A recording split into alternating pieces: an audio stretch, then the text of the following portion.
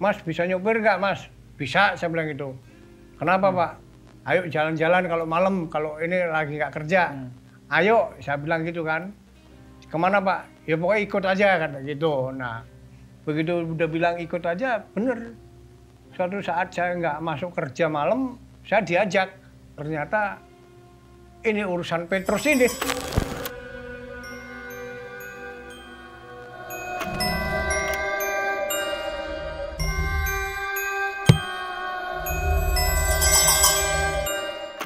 Selamat datang di Parno Terawang, satu-satunya program di dunia yang boleh ngata-ngatain anak indigo. Dan gue masih bersama Reza non-medis yang nggak punya sosmed, jadi nggak bisa dibully. Dan kembali lagi kita kedatangan Pak Gandung. Waduh, tepuk tangan lu. Tepuk tangan lu untuk Pak Gandung. Terima kasih sudah datang lagi Pak Gandung. Sama-sama. Pak Gandung tau nggak kenapa Pak Gandung saya undang lagi? Karena sewaktu kita pertama kali syuting, saya nih sama Megali dimarahin, kebanyakannya letuk katanya. Kebanyakan ngelucu, nggak lucu, gitu. mengganggu narasumber yang amat sangat mengetahui seluk-beluk sejarah Orde Baru, katanya gitu. Oh gitu. Dan banyak juga yang nge-DM saya minta diulang syutingnya. Gitu, makanya Pak Gandung kembali saya hadirkan. Dan terima kasih, karena Pak Gandung tuh waktunya susah banget. Gitu. Baru aja pulang dari Wonogiri dan Jogja segala macam ya Pak? Iya. Karena keperluan keluarga, gitu Pak Gandung. Pak Gandung, kalau dari komen-komen video yang dulu, itu justru banyak anak-anak muda yang setuju sama diadakannya Petrus. Iya, iya. Bahkan mereka pingin dan berharap supaya Petrus ada lagi. Gitu Pak Gandung. Nah, bagaimana menurut Pak Gandung dengan respon anak-anak muda zaman sekarang tentang Petrus yang mereka justru pingin ada Petrus lagi? Sebetulnya kalau menurut saya, Petrus itu saya juga sangat setuju sekali. Apalagi terutama yang sekarang ini yang mengganggu itu kan sangat mengganggu itu banyak kan begal-begal yang apa ya, begal-begal yang sadis. Itu kalau perlu memang benar-benar harus diberantas benar-benar habis. Itu ini.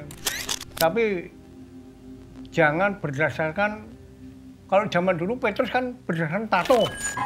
Kalau sekarang mungkin pas bisa melihat di mana ada ini, ya itu kejadian itu langsung nggak usah pakai ini kalau perlu tembak tempat atau langsung tangkap gimana caranya apa dibikin sakit yang kira-kira dia juga merasakan Perasaan si korban. Kalau korban itu sakit, dia biar ikut merasakan sakit, dihajar habis-habisan. Betul, Pak. Gitu. Tapi kalau patokannya pakai tato, anak-anak Gen Z zaman sekarang tatoan semua. Nah, sekarang kalau patokan tato, sekarang soalnya tato itu kan seni ya. Iya. Iya, seni tato kan. Iya. Jadi ya kalau berdasarkan tato itu saya kurang setuju. Betul. Iya. Sekarang liatin sosmednya anak-anak itu aja tuh, bukan suka gitu tuh. Habis ngebegal nih guys, gitu kan suka gitu kan. Iya. Nah itu kan patokannya bisa dari situ. Iya. Tapi Pak nih ya, sekarang kita akan mendengarkan cerita dari Pak Gandung lagi tentang bagaimana Pak Gandung bisa ikut terlibat dalam sebuah operasi Petrus alias penembak misterius yang diadakan saat Orde Baru di bawah perintah langsung dari Presiden Soeharto saat itu, dan Panglima pelaksananya adalah Pak Sudomo ya, kalau Pak Sudomo ya. Gitu. Jadi Ya, silakan Pak. Jadi waktu itu pas kebetulan aja.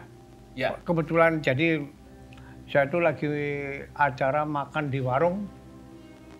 Itu ngobrol-ngobrol pas ketemu di situ ada seorang Kapolsek yang di apa itu Pospol apa Polsek?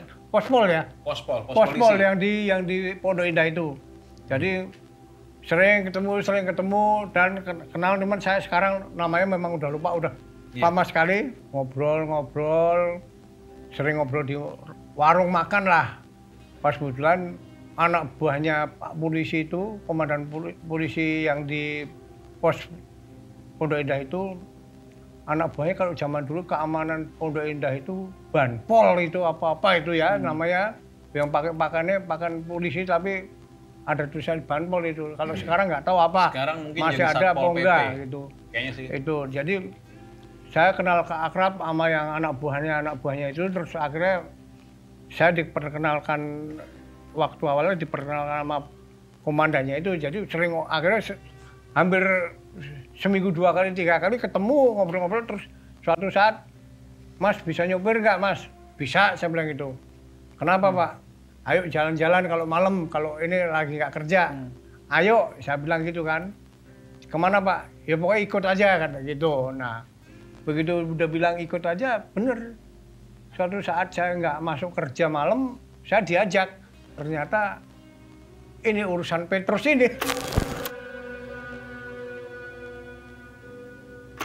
Itu saya sampai berapa kali itu, Jadi 3 kali. diajak pertama kali. Mm-mm. Nah, situasinya malam hari itu Pak. Nah, berangkat dari situ lagi Pak. Bagaimana Pak? Dari situ berangkat dari pos polisi Pondok Indah itu sekitar jam 12 malam itu. Dan jam 12 malam pulang-pulang ya menjelang pagi. Oke, tunggu bentar Pak. Kan berangkat dari pos polisi Pondok Indah jam 12 malam tuh naik mobil apa, berapa orang, segala. Jadi berangkat dari pos polisi Pondok Indah itu kadang 4 orang, kadang 5 orang pakai mobil hardtop. Pakai mobil hardtop. Jadi pas bulan saya ya yang disuruh nyopir. Terus ada beberapa kayaknya polisi juga itu yang ini, tapi yang jelas komandannya itu Pak siapa, Saroji apa siapa, saya lupa namanya itu. Lupa, bener-bener lupa. Pak Gandung berempat atau berlima pas malam pertama kali ikut operasi Petrus itu naik hardtop ya Pak. Naik hardtop. Jam 12 malam berangkat dari pos polisi Pondok Indah. Berangkat tuh Pak. Berangkat. Ke arah mana dulu Pak? Nah, kita berangkat dari cerita itu Pak. Berangkat awalnya itu kalau nggak salah itu ke arah dari Pondok Indah, terus masih jalur lama ya, jalur baruan lama itu yang ini. Nah, terus itu Tanah Kusir, Iya. Tanah Kusir, terus sampai mana saya juga. Sekarang kalau nggak salah daerah-daerah kayak Bintaro apa ya. Terus itu di situ belum dapat, hari pertama belum dapat itu. Terus lain waktu dapat, berangkat lagi jam 11 malam lain hari ke arah dari Pondok Indah, Radio Dalam ke Bangka, daerah Bangka. Kalau Dekat sini dong. itu di pasar kecil. Kalau namanya pasar kecil, di pasar kecil itu ada orang-orang lagi duduk di bangku dekat warung itu, bangku panjang itu. Tapi nggak tahu itu kok udah tahu bener apa yang itu. Tahu-tahu saya cuma kedengeran cus gitu, kok tahu-tahu udah ngeletak. Oh, jadi Pak Gandung nyetir, itu yang bunyi itu berasal dari senapan itu. yang dari arah yang megang yang mana Pak? Sebelah Bapak? Ya sebelah saya. Yang itu Pak, komandan polisinya itu. Dia apa ininya? Senjatanya? Senjatanya itu segini nih. Oh, segini? Kayak apa ya, AK apa ya. Tapi memang nggak ada peredamnya. Ada peredamnya? Ada peredamnya, nggak cuman, saya itu kedengeran cuma bunyi cis gitu doang. Nah, terus Bapak ngelihat apa tuh? Ya itu udah ngeletak itu. Yang duduk di bangku panjang? Padahal itu ada 3 atau 4 orang gitu. Yang ngeletak yang itu. Satu orang? Satu orang. Itu posisi di tengah? Di Apa tengah, di pinggir? di tengah. Itu kok, padahal sambil jalan tuh saya itu. Oh, sambil mobilnya jalan? Sambil jalan pelan. Tiba-tiba dapat aja. Kena gitu. Dia ngasih instruksi juga ke Pak Gandung? Atau kencang atau belok? Enggak, cuma di Pak pelan gitu aja. Pelan, sampai ternyata di Cus, situ gitu. Tahu-tahu bunyi aja. Jatuh. Terus Pak Gandung berhenti mobilnya apa bagaimana? Jalan terus. Suruh jalan terus? Jalan terus. Ditinggal mayatnya? Ditinggal terus. Begitu sampai hampir dekat AK, balik lagi. Apa ya? Gedung AK. Oh, gedung AK. Oh, balik lagi. Balik lagi ke arah situ? Ke arah situ.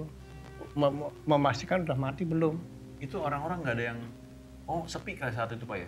Terus orang pergi, karena memang udah tahu lagi kondisi operasi begitu ya mungkin ngabur semua. Jadi letak itu karungin.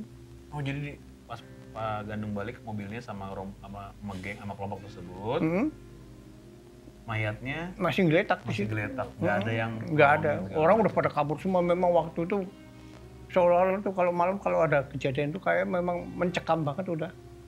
Orang kalau yang nggak biasa nongkrong, mana ada yang berani nongkrong-nongkrong.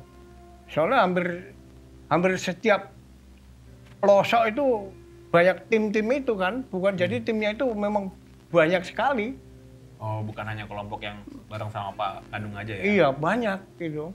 Jadi itu, maaf kita balik ke Pak, itu mayatnya jatuh, dikarungin. Karungin, Pakai karung karung goni. goni. Iya, karung goni. Nah, terus masukin karung goni, Bawa ke mobil, masukin ke mobil. dibuang. Ini bukan kucing ya? Orang Bukan, kan? orang. Nah, masukin ke belakang mobil hardtop itu. Mm-mm. Dibuangnya kemana, Pak? Buangnya itu di daerah, kalau nggak salah itu daerah kuburan Tanah Kusir. Dikubur? Enggak, buang ke pinggir jalan aja. Emang Mayatnya dibuang di pinggir jalan Iya. gitu aja? ya contohnya itu tadi yang di Jalan Kemang Timur itu, yang tikungan itu, di Selokan itu, hampir tiap minggu itu. Dulu tuh gitu? Iya. Banyak mayat-mayat bekas Cuman kalau operasi yang Petrus? Iya, cuman kalau yang di situ nggak dikarungi. Iya, nggak dikarungi kalau yang di situ. Saya pulang kerja waktu saya belum di Pondok Indah itu, maka saya. Oh, ini sebelum Pak Gandung terlibat operasi itu ya? Oke, jadi di daerah Kemang Timur itu juga banyak mayat-mayat. Ya hampir tiap minggu ada itu. Kadang 2, kadang 1. Itu Kalau Pak Gandung ingat-ingat sekarang di daerah Kemang Timurnya jadi apa tuh Pak sekarang? Bagian belokan mana sih? Saya nggak begitu ingat juga. kalau nggak salah dulu itu ada komplek Hafco, depan komplek Hafco. Masih ada, tadi saya lewat masih ada. Cuman sekarang udah, kalau dulu kan banyak pohon-pohon apa ya, balak itu ya. Oh, ini semak-semak. Kalau sekarang kan rapi banget, bersih kan. Depan komplek Hafco. Di pas tikungan aja. Iya Pak. Itu. Kalau dulu di situ, itu tuh tempat pembuangan itu dari itu. Dulu sepi banget berarti situ Pak? Sepi banget, nggak. Pas di tikungan itu katanya di situ memang ada pohon yang angker, jadi nggak setiap orang berani lewat situ kalau malam. Makanya digunakan kondisi itu untuk buang mayat di situ. Iya. Itu berarti mengacu sama apa sih? Target-target dari operasi Petrus, berarti mayat-mayat yang di Kemang Timur itu yang di depan kompleks Hafco itu bertato semua, Pak? Bertato semua. Dan rata-rata kalau udah dibuang di situ, rata-rata udah nggak pakai baju, pakai kolor tuh, cuman pakai apa itu? Celana dalam. Ditelanjangin lagi. Telanjangin kalau yang dibuang di situ rata-rata. Cuman itu tim dari mana juga saya juga nggak tahu itu. Baru setelah itu Pak Gandung nggak sengaja kenalan sama seorang polisi yang kata Pak Gandung polisi itu, terus terlibatlah ikut melakukan operasi Petrus, ngedrive menjadi drivernya, iya. Di malam pertama belum ada hasil, malam ketiga dapat. Malam kedua dapat. Dapat yang di Pasar Buncit. Pasar kecil. Pasar kecil. Pasar kecil, oke. Pasar kecil. Nah, setelah itu hari jadi kan selesai nih malam itu masukin ke belakang hardtop. Nah, terus Pak? Ya itu dibuang. Buang, oke. Buangnya di Tanah Kusir. Ya, dekat kuburan. Dekat kuburanku ada jembatan ya itu ya. Ada. Ada. Dulu jembatannya masih kecil. Iya. Dulu jembatannya masih kecil itu. Nah, kan buang di situ tuh Pak Gandung, udah pulang ke rumah nih. Pulang. Terus apa yang Pak Gandung rasain? Tidur biasa aja atau gimana? Kalau saya mau tidur biasa aja. Memang nggak pernah ini, takut. Cold-blooded juga, oke. Saya juga nggak megang itu ya kan. Betul, hanya nganter aja. Cuman Pak Gandung ngelihat wajah jenazahnya? Enggak. Oke. Tidur, besoknya ke warung itu lagi? Ke warung lagi, kan pokoknya asal pekerja, masuk siang pasti makan di situ. Nah, pas kebetulan kalau pas Pak Polisi itu masuk pagi terus ini juga pasti ketemu. Oke, berarti besoknya ketemu lagi? Besoknya belum tentu ketemu. Oke. Kan jadi terus ketemu lagi kapan? Itu bangsa udah 2 hari baru ketemu lagi. 2 hari ketemu lagi. Diajakin lagi? Diajakin temen.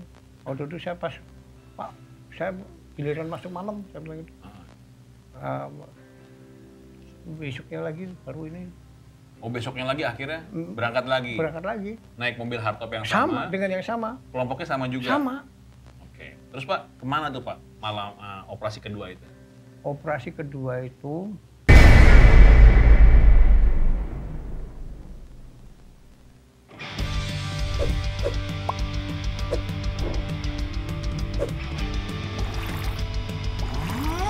Jadi Anda tidak setuju. Sebenarnya kita butuh pembuktian. Wah, ada kandidat yang tepat nih. Tapi aman gak nih? Aman, gak ada yang